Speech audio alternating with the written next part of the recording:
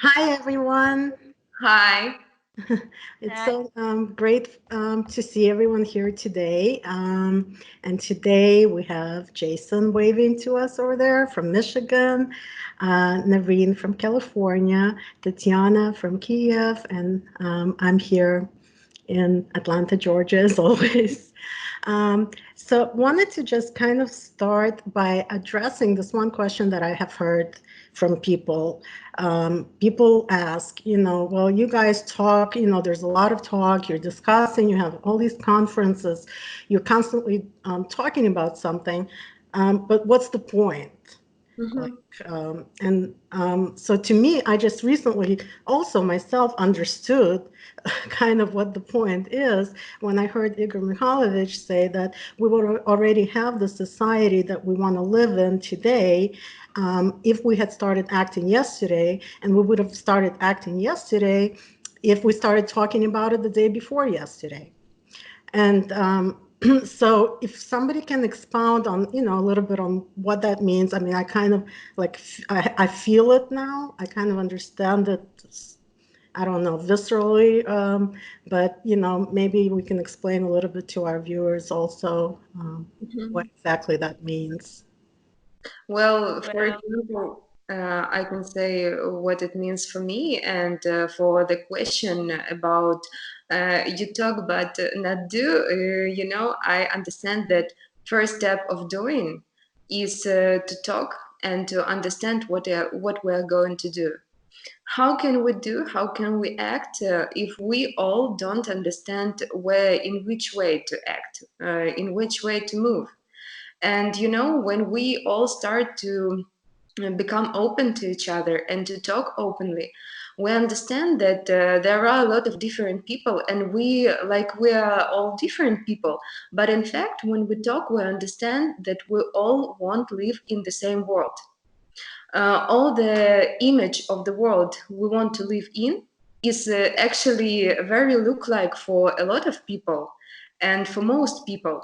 So it's really a good start for me. And when we don't talk about what we want and what we don't like, but we continue to live in a world we don't like, and be silent about the issues that are happening, we are like making this huge wall between Slowen and what we are living now.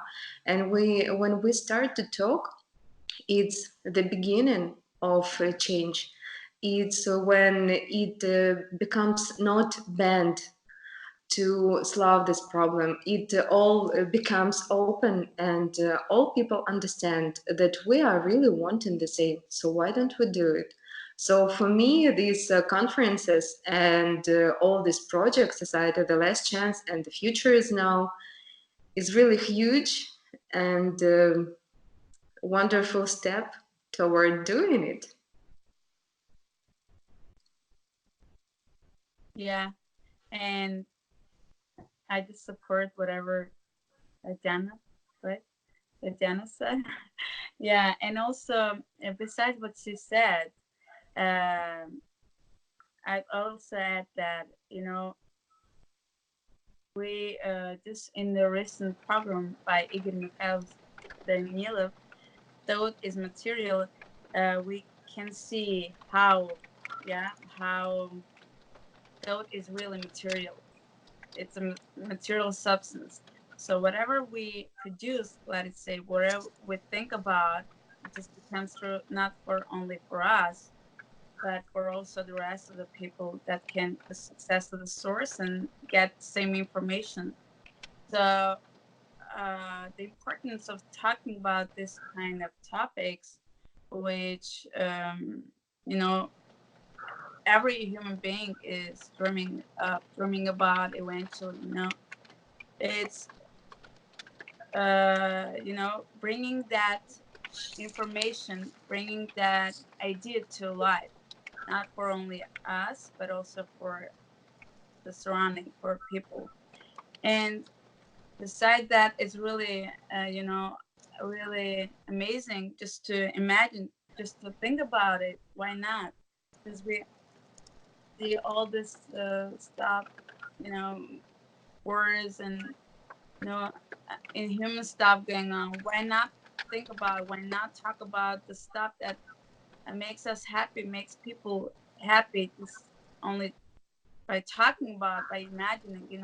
It's amazing, and so it's quite useful for visible world and an invisible level as well.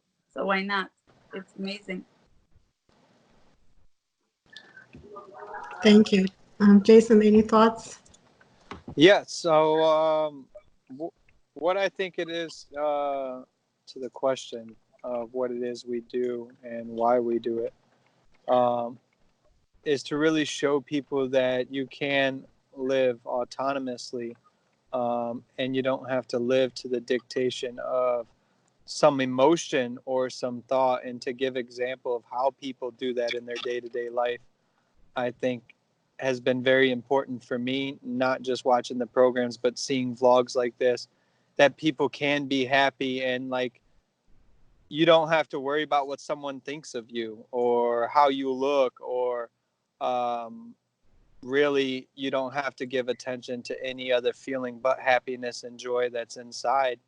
And when you do give attention to that joy, you end up sharing that with other people. And for me, it's important to see that, and especially for my consciousness, that other people do that. They live that way, right? And there are people who give their time to projects and to live selflessly, not with an agenda, but with that joy, and just honestly want to share that with other people. And it's talked about in so many words in the programs with Igor Mikhailovich, what I said. And it just shows that that's how much consciousness needs before it starts breaking down and allowing the personality to see that you just can live. You don't have to live with a thought. You don't have to live with an emotion.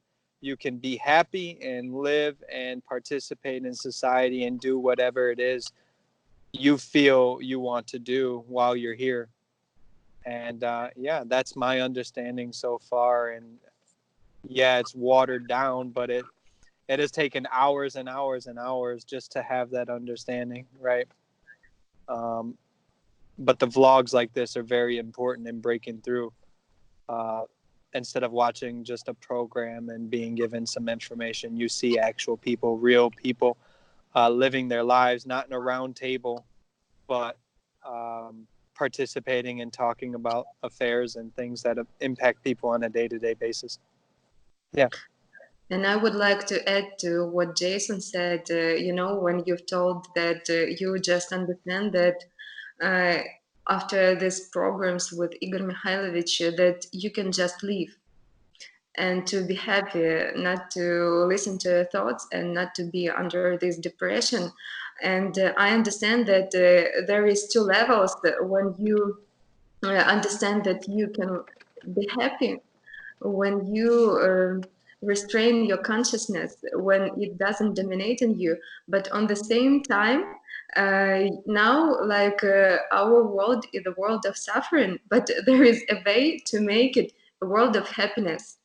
And like when with thoughts, we choose these thoughts that make us unhappy. So with the world, with the life in this world, we choose what world it would be like, a world of suffering or a world of happiness.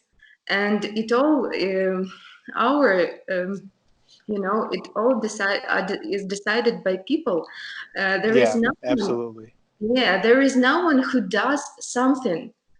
We all do what is going on in world, so we Yes, Yeah. can do absolutely. what we like. And whatever Tatiana is talking about now, I just can bring up a lot of examples of different prophecies. Yeah, you can see them everywhere. What you were just talking about, like we are given choice to just die or to create a happy millennium, right? So it's really mentioned in almost every holy scripture, yeah, in system of beliefs, let's say. So recently I was reading the prophecy of Hopi tribe, and about Imam Mahdi, about the Comforter, and the and this spiritual being has different names in different scriptures, and also the choice that he's giving to human. Yeah, is also talking about that people can eventually choose. They'll have two choice. Yeah, to die or to create that golden millennium. Yeah. And Yeah. it's always everywhere they're talking about the same thing. So just for our consciousness to prove how true and how really important it is to take that responsibility for each of us and to go Yeah. I just with want to say that, like, I remember when I first read the books by Anastasia Novik, and it hit me that I do have this choice whether to be happy. And it's just such freedom. I mean, you want to share it with everybody because that's the real choice. We're here to be happy.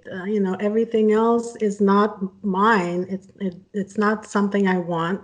So it's a choice. Why do I accept it if I don't want that? And so that's, for me, that was a big revelation, like that I have that choice to be happy. and if every human being is chooses to be happy like the society will be eventually a place of happy people. Yeah. Well, not just that, but like consciousness has to give you positive thoughts and negative thoughts, and both are powered by attention. And of course, in society we have this idea of being pessimistic or optimistic, but it's deeper than that. You choose to view the world through a lens of happiness because that's what really exists. And the more you give attention to that idea, if you will, the people around you start to see that and they start to change, and society itself starts to change and starts to view things through a different lens, in multiple programs. Yeah, it's raining right now, but it's amazing, right? Yeah, the sky's gray, it's not blue, but it's still beautiful, right? And all too often, in society, you get together with people, one negative thought, and it multiplies so quickly. But the moment you start discussing real happiness, it's like people become quiet because they don't have that experience. Mm-hmm. They don't have that real experience of living. And in the books, as Ina discussed, I had that understanding too. Like you want to jump from a rooftop and share it with the whole world, and then becomes the work of actually working on yourself, right? And the separation of identities, right? You become aware that consciousness is not who you are, and it is just a tool. And then there's that, like Igor Mikhailovich described it as, sometimes your head is the hammer, right? And you go through that, but it's still, you come to the point where you can choose to live and be happy and not have to worry about yesterday or tomorrow's or some conversation with someone or whatever. It just Yeah. doesn't matter. It really doesn't matter because what's inside is what matters. This seems to be such a great place for us to stop, and we can continue in another vlog. Awesome. That was awesome. Thank you guys. thank Appreciate you. everybody.